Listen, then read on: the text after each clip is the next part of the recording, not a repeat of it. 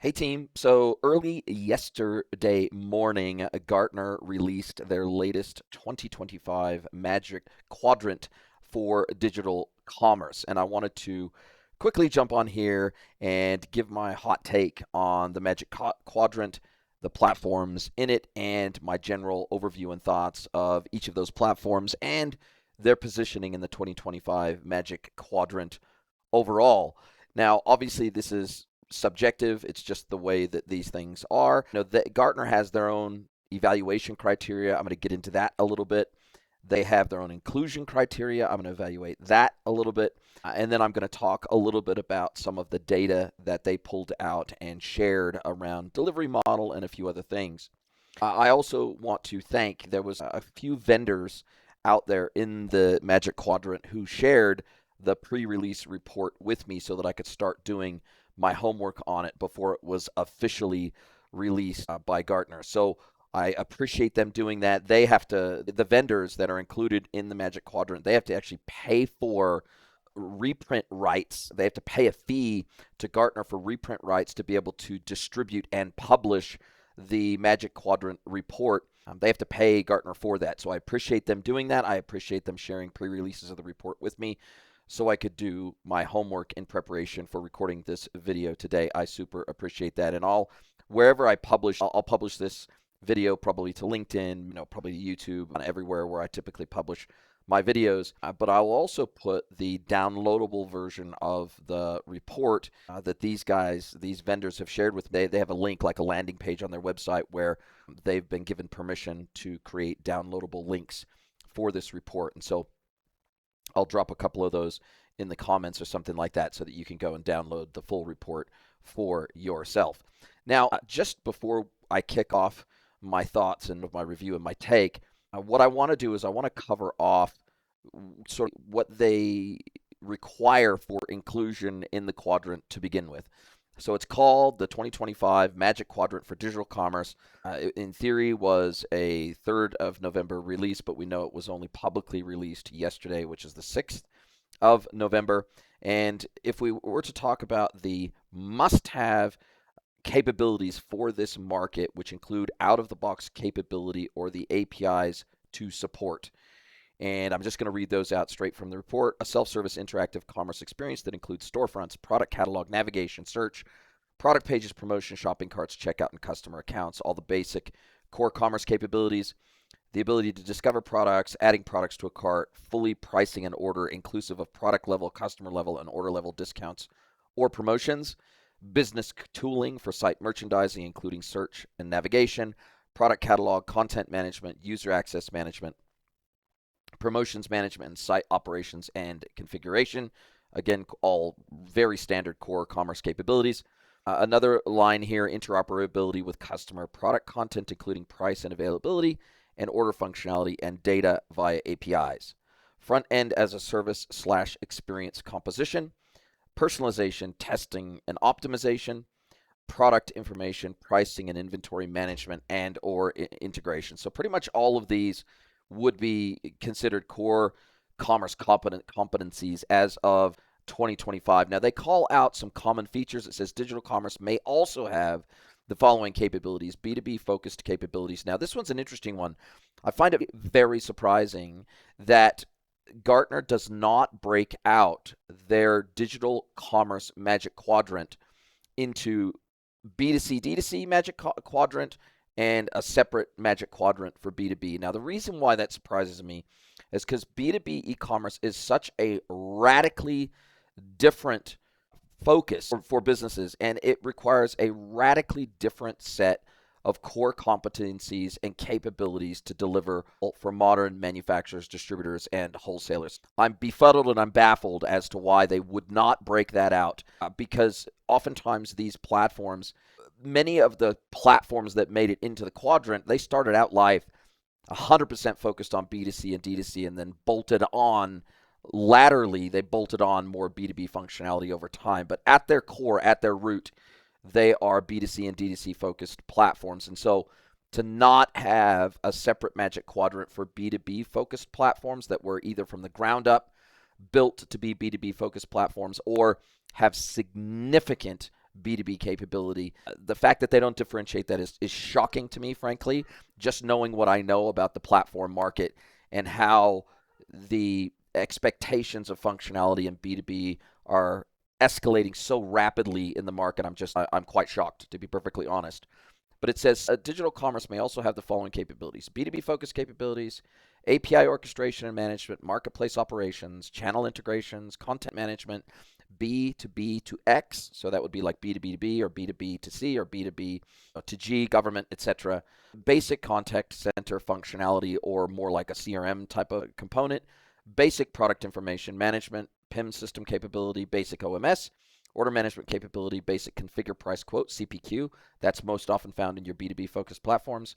Basic CDP or customer data platform, basic subscription management, unified retail commerce, buy online, pick up in store, click and collect, clienteling, ship from store, obviously, as well as a point of sale, live commerce, sales associate integration, and visual configuration. These are nice to haves or potentials, whereas that first list that I referred to are the must have capabilities for this market and for this report were that initial list. I just want to get into the Magic Quadrant. I can't show the actual 2025 Magic Quadrant on screen.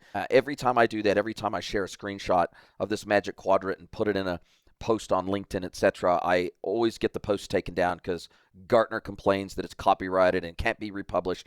Even as part of fair use publishing, LinkedIn does not recognize fair use. And I've experienced this many times. So they do not recognize the fair use doctrine in the United States. And so they will take down quote unquote copyrighted content, even if it in theory falls under the fair use doctrine publishing policy. Every single time I have published a post about the Magic Quadrant and included an image of the quadrant in the post, it has ultimately been taken down due to a complaint by Gartner. So I won't show it on screen. I'll just talk through it. And for those that don't know, the Magic Quadrant is 4 quadrants. Upper right, which is where everybody wants to be, is called the leader quadrant. The upper left quadrant is called the challengers, and challengers are always trying to move over to the leader section. On the bottom left, we have niche players, and on the bottom, we have visionaries. And so I'll talk a little bit more about that in terms of basically on the bottom half of the quadrant, or the moving from left to right across the quadrants. You move further to the right as you have a broader completeness of vision. Now, I'm going to talk about that a little bit more through the lens of Gartner and how they describe what completeness of vision is. And then as you move up the quadrant, so again, we want to move, all of these platform vendors ultimately want to arrive in the leaders quadrant. That's where they want to be. Now, none of these platforms that I'm aware of, other than Shopify, debuted in the leaders quadrant years ago when they first started publishing this quadrant. However, as you move up the quadrants, that is the ability to execute on your vision. The better you have the ability to execute on your vision, the further up the quadrant you will move. So having a broader or better completeness of vision and a better ability to execute on that vision will move you up and to the right in the quadrant. And so what I'd like to do now is I'd like to just talk through where the players have landed on this quadrant, but looking at that through the lens of where they were last year in the 2024 quadrant for digital commerce. Where did they go? Did they move? Did they shift? Etc. And to be frank, most players stayed exactly where they were or moved down and to the left just a little bit. So there weren't that many that achieved that holy grail of moving up and to the right, with either within their own quadrant or moving into the quadrant that is uppermost and rightmost from the quadrant they were in 2024. So there are moves that can be made within your existing quadrant, and then there are being able to move across quadrants is really the holy grail. So let's start at the top here across these platforms that are in the quadrants. And we'll just start by vendor. Adobe. So Adobe Commerce.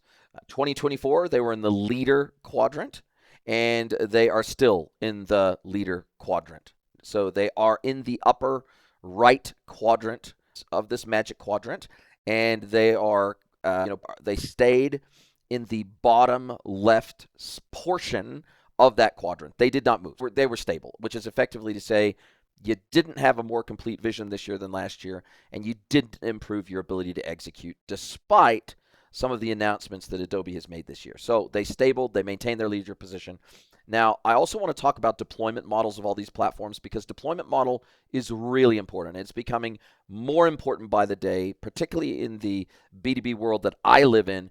Most manufacturers, distributors, and wholesalers, they do not have a massive capability around IT and commerce, and as a result of that, they increasingly want to deploy multi-tenant SaaS platforms because then the infrastructure for hosting, maintaining, and distributing that platform falls to the vendor and not to them. What is Adobe's deployment model? It's an on-premise and hosted cloud or self-hosted platform. So they use explicit version releases and upgrade cycles.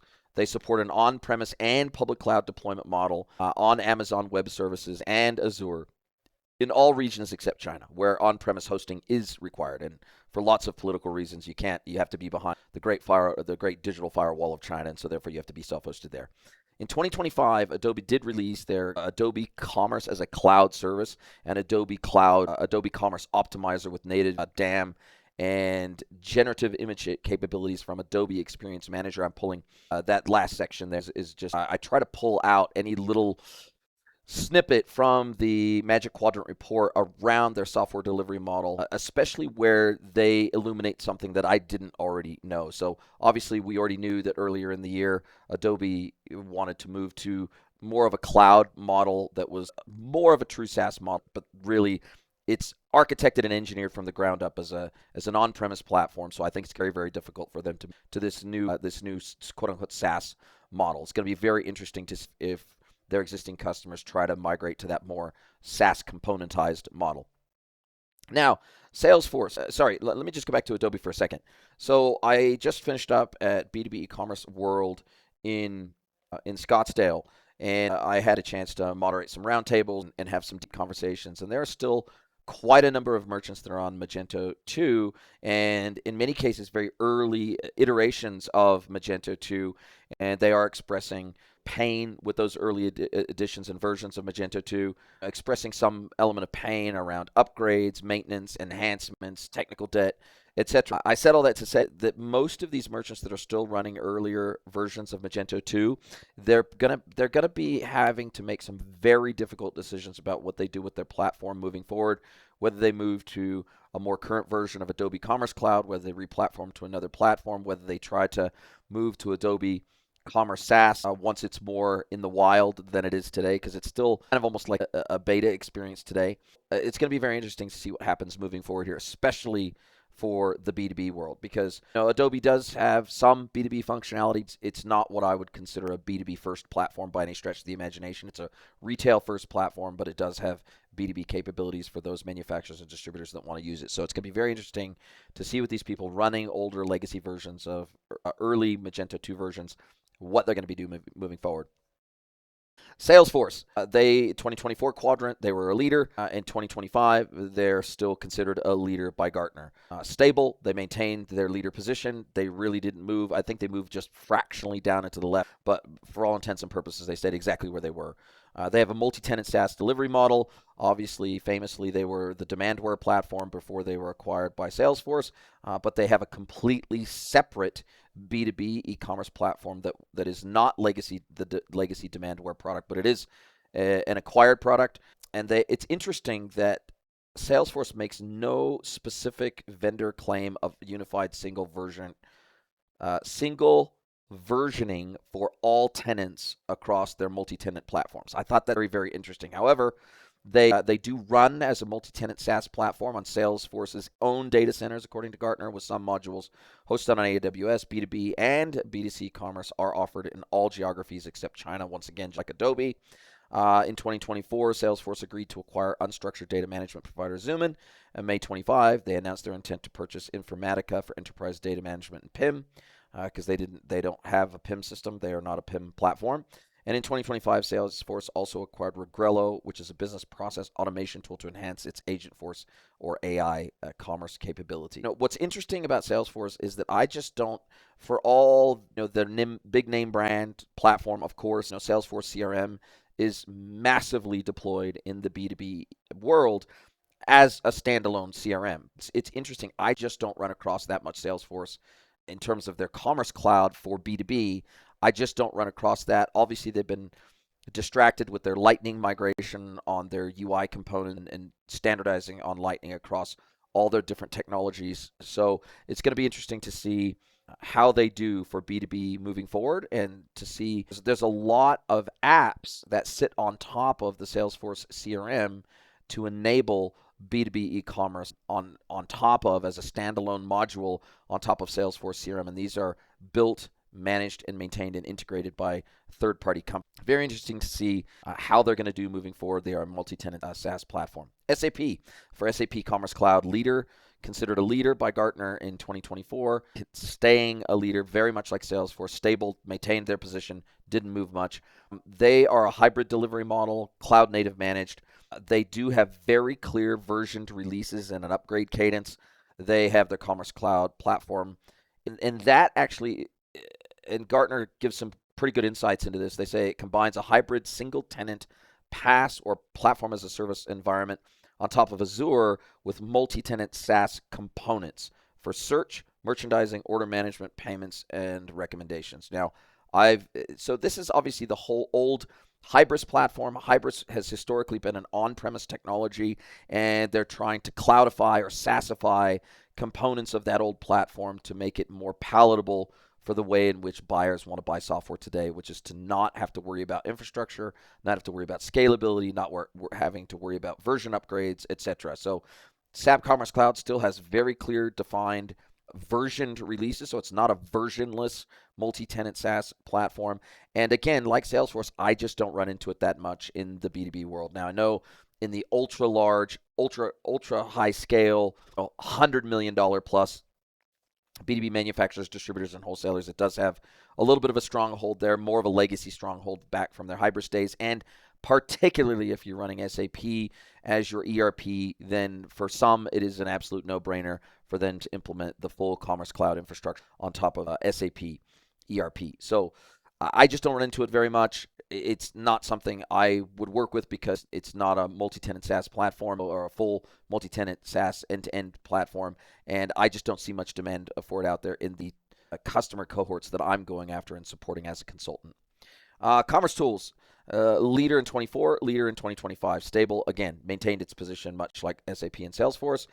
They are a multi-tenant SaaS cloud native platform. They are a versionless architecture.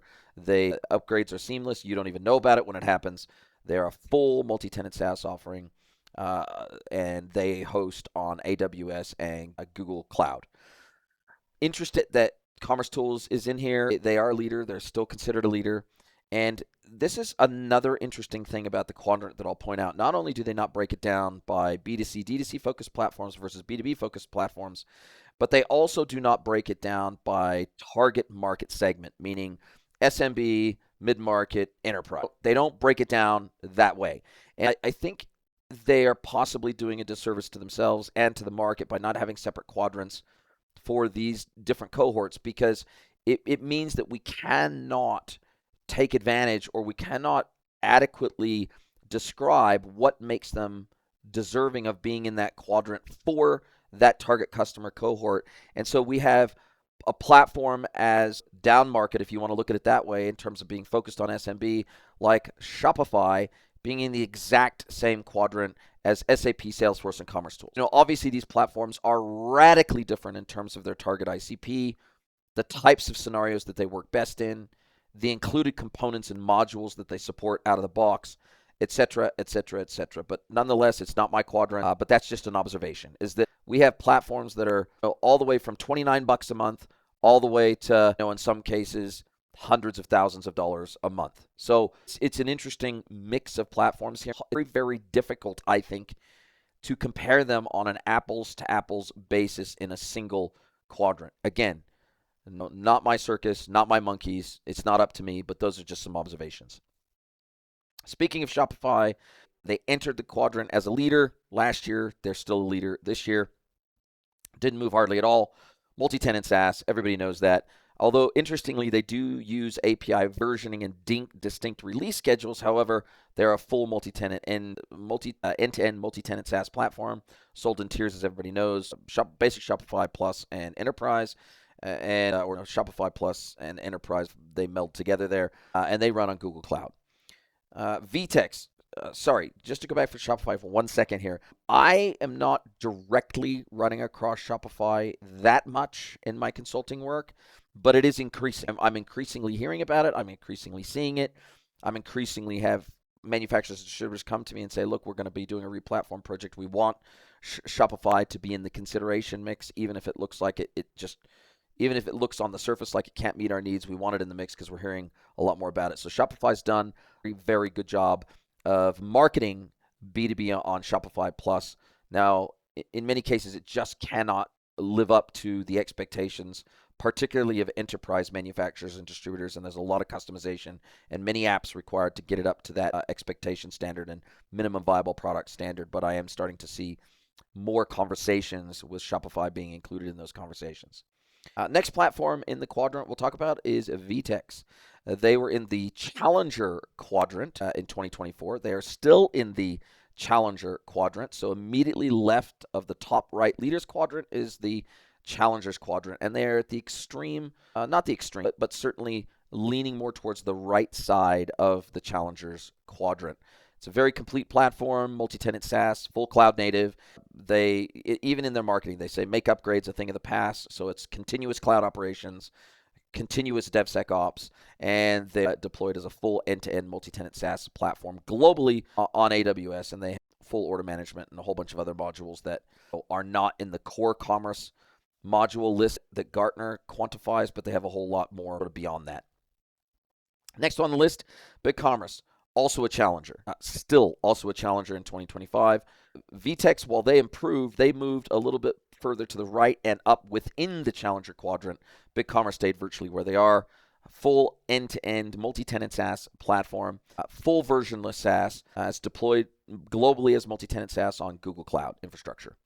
Again, it's interesting because BigCommerce, although they have the B2B edition, it's still an app that has to be installed on the platform. It still has to be configured. And so in that sense, it is still not truly native in the platform. There are some functionality for B2B that is native to the platform, was always native to the enterprise version of the platform. But for that heavy duty, heavy lift B2B capabilities within the platform and the light CPQ capabilities, the Salesforce management capabilities, meaning the sales rep management capabilities, custom pricing module, all that sort of stuff, and also the permission set associated with a buying organization and the buyers within that organization, junior buyer, senior buyer, procurement manager, etc. That's all still delivered via app. So very interesting to see where they've stayed. Kind of understand why they've stayed in that challenger segment there, because they haven't really done anything that would blow someone's socks off between 24 and 25 to make them move up and to the right any further than where they are. Next one, Kibo Commerce. Again, they were in the Challenger Quadrant, and they are still in the Challenger Quadrant. However, instead of staying stable, they improved slightly. They got closer to the leader boundaries. They moved to the right, very slightly up and very slightly to the right. In fact, just visually looking at it, Kibo is literally touching the line, the quadrant line between challengers and leaders. They've made strides since last year. They've moved closer to that. 100% end-to-end cloud-native modular multi-tenant SaaS.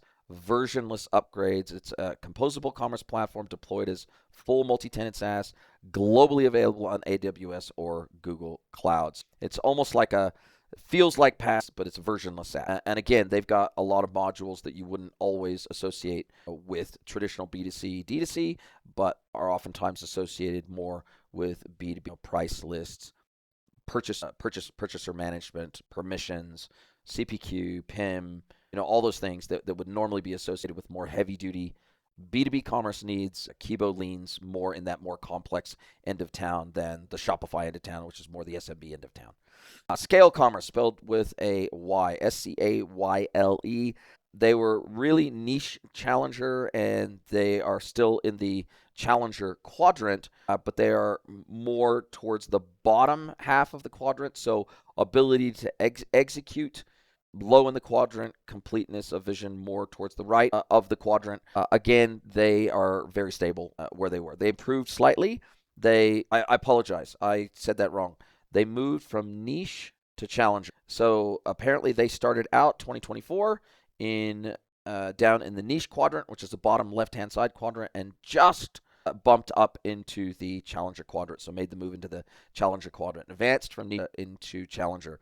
Cloud SaaS versionless is not 100% clear, but their commerce engine it's a modular platform, typically deployed, according to Gartner, as multi-tenant SaaS on AWS. Again, modular platform with multiple different modules serving both retail and B2B customers. Next one is Spryker. They stayed from Visionary and for 2024, and they remain in Visionary for 2024. So that's the bottom right-hand quadrant. So completeness of vision is perhaps more complete than some of their peers, but ability to execute is beneath the leaders. And they stayed pretty much where they are, very stable, not only in the visionary quadrant, but where their position within the visionary quadrant has stayed very, very stable. They are a little bit of an anomaly here in that they are one of the few platforms on this list, like Adobe, where they are PaaS, platform as a service, which is effectively self-hosted on the vendor's infrastructure. So they're a single tenant PaaS or PaaS Plus model. Gartner specifically calls out Spryker Cloud Commerce OS is deployed as PaaS with a multi-tenant SaaS component for application composition, or ACP, a low-no-code integration hub, typically deployed on AWS. It also supports Google Cloud and Microsoft Azure. So basically, you can host it yourself, you can host it on their infrastructure, but it is a versioned PaaS platform. It is not a multi-tenant SaaS platform. I like Scale. I just don't see it a lot in the market. I don't run across it a lot in the market. At least in my consulting, I don't hear customers mentioning it, wanting it included in consideration for replatforming purposes. Both Scale and Spryker, I just don't hear about them much at all. I hear about Kibo and Big and Shopify, and I don't really even hear much about Salesforce and SAP. So really, these have strongholds in very specific verticals or niches, but not in the niches that I play in. The next one is very interesting. Shopware, they moved from the niche quadrant. So they were in the bottom left-hand side quadrant in 2024, and they moved up to the right to the visionary quadrant. So what that would indicate is so niche to visionary is a lateral move. It's a move to the right, which means that according to Gartner, at least, they have a more completeness of vision where they want to take the platform functionally and into the markets that they want to dominate and penetrate.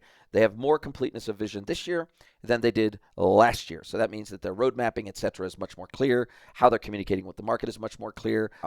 Ways in which they think they can win and are starting to execute on that is improving. And not only did they move from left to right, from niche to visionary, but within the visionary, they moved slightly upwards towards the leaders quadrant at the same time, which means that not only did they improve on their completeness of a vision, but their ability to execute on that vision at the same time. They're Shopware 6, so they're an on-prem or hosted SaaS option or single tenant SaaS option or PaaS. They maintain very explicit versioned release cycles. Shopware 6 Commerce Cloud is based on the Symfony PHP framework and commercially available as self-hosted, PaaS, or single tenant or multi-tenant SaaS on AWS, Google Cloud, or Microsoft Azure. So they're effectively an on-prem architecture platform, but you can either self-host it yourself or host it on their infrastructure and their maintenance and upgrade cycle. Elastic Path, were niche, stayed niche, stable, hardly moved at all. They have multiple versions. They have actually two distinct versions of their platform, and Gartner calls that out. They say they offer two digital commerce platforms, self-managed commerce and a multi-tenant SaaS solution called Elastic Path Composable Commerce that is hosted on AWS. The latter one, the multi-tenant SaaS solution, is the one that was evaluated in this report for this 2025 Magic Quadrant. Next vendor, Verto Commerce. Were niche, stayed niche. They stayed very stable within that niche platform vendor. They have an on-premise or a SaaS option. They are versioned, and Gartner calls out its Verto Commerce Innovation Platform as a single tenant PaaS in the Verto Cloud, which is deployed primarily on Azure, but customers can also deploy on AWS, GCP, public cloud, private cloud, and on-premise. So they are architected as an on-prem platform, but you can host it with them on their infrastructure, and they are a versioned platform, much Adobe and SAP and a number of the other platforms we've already discussed. Next platform, Sana Commerce. Niche, were niche, stayed niche. Very stable within the quadrant as well. On-premise or SaaS, what are they? Versionless state isn't 100% clear. I've never deployed a project or architected a project on Sana Commerce, so I can't actually speak to this, but what Gartner says is that its B2B platform, Sana Commerce Cloud, is deployed as a single tenant SaaS application on Microsoft Azure. And anytime I see the term single tenant SaaS, you might as well just call it PaaS, a platform as a service platform hosted on the vendor's infrastructure. Now, they're quite niche, and I even know that they're quite niche simply because first of all, they're heavily targeted at B2B manufacturers and distributors, and their capability is predicated on the ERP that you run. So they are designed specifically to integrate out of the box. I think it's with D365 and maybe even SAP and a couple of other platforms. Very, very dependent on the ERP platform for a lot of their underlying functionality, capability, and integration. And so I understand why Gartner put them in the niche quadrant. Optimizely, were niche, are niche, stable in the quadrant, and stable that they remained in the niche quadrant altogether. They do not state specifically that they are versionless, and Gartner says it offers Commerce Connect and configured commerce deployed as a single tenant SaaS on Microsoft Azure. So again, when I see the term single tenant SaaS, if it's not multi-tenant, it's really PaaS, because if each customer has their own instance of the software, then usually what that indicates, they might be on different versions of the software for each tenant. Now, they're available standalone or bundled with Optimizely 1DXP alongside PIM, Digital Asset Management, CMP, CMS Personalization, Web Experimentation, and or CDP. Again, I don't run across Optimizely ever in my consulting work, and it's understandable why they are a niche player there. HCL software. Niche, lower challenger, niche, lower challenge. That's where they were. That's where they are. Very slight improvement, but pretty much stable in the non-leader quadrant. So that means that they are to the left of the leaders quadrant in the challengers quadrant.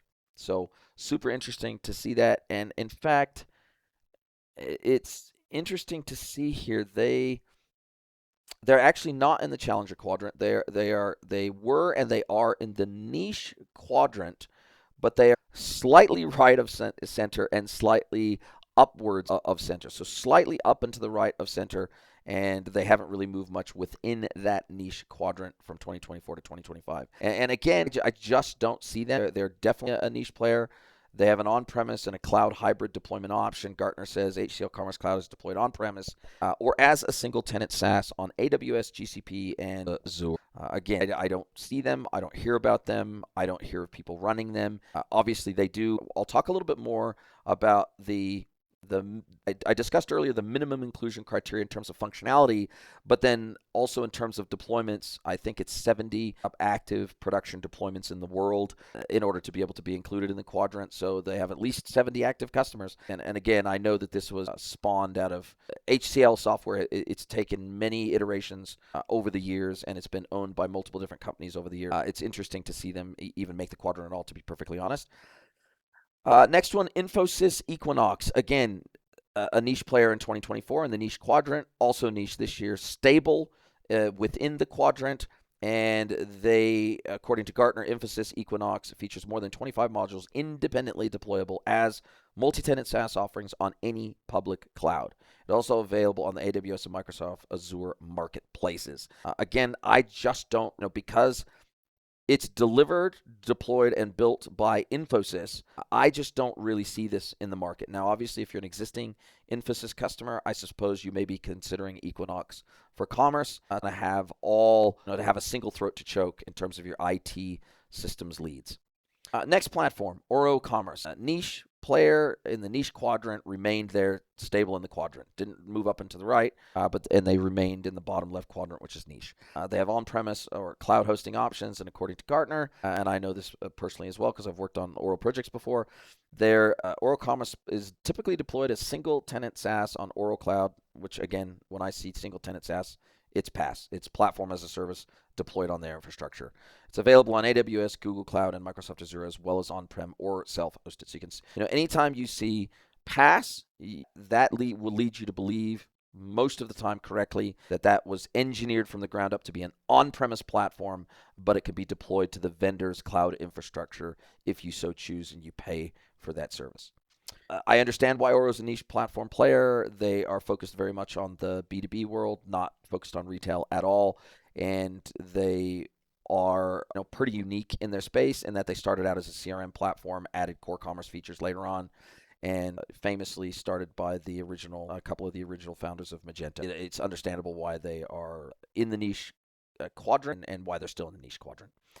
Intershop, they were not listed in 2024 at all in the Magic Quadrant. They made their entry into the niche bottom left quadrant. Brand new entry. Versionless status not clearly documented, but they are cloud native with service-based API first platform. That's super interesting. That's my take on where these platforms sit between last year and this year. My take on whether I'm seeing them in the market very much at all, what I'm hearing about them in the market.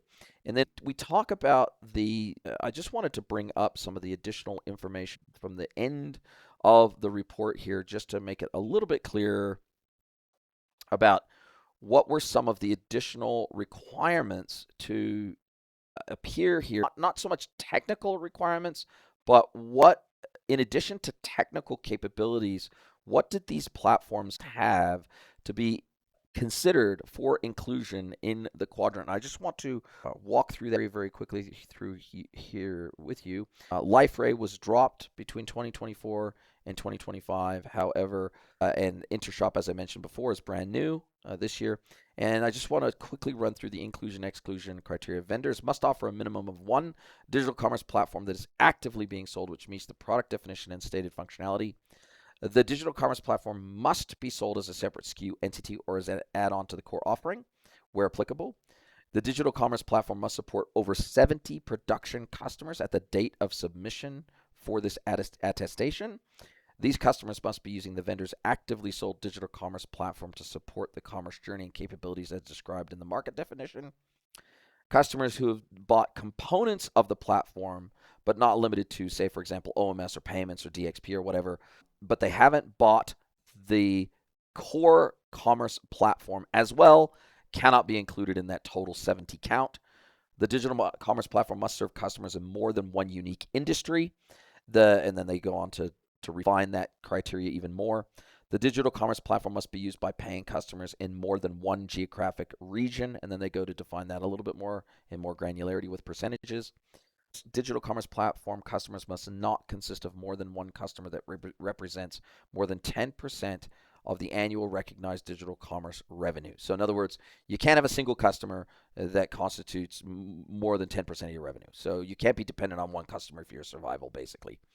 Digital commerce software revenue referenced below should only include sales through software licenses, renewals, and new SaaS subscriptions and maintenance support services. Additional services such as hosting, professional services are excluded from those totals. And due to the competitive nature of this segment, vendors had to satisfy additionally one of the following three scenarios for year-over-year customer growth, revenue growth, and total revenue for their digital commerce platforms. And I won't go through those scenarios. It gets real granular there. So they have to basically be growing. They can't just be stagnant in the market.